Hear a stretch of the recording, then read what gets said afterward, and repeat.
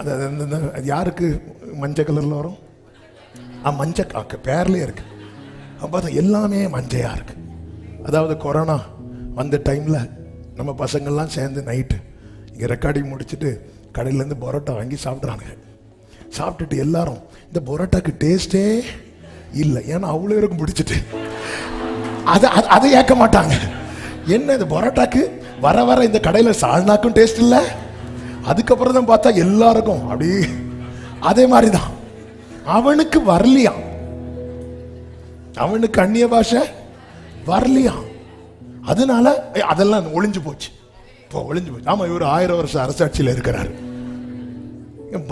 அதனாலதான் சொல்ல சத்தியத்தையும் அறிவீர்கள். நாளைக்கு சபையே இந்த நாளைக்கு நானே வந்து அந்நிய பாஷெல்லாம் கிடையாதுன்னு சொன்னா கல்லறிங்க, அவ்வளவுதான்.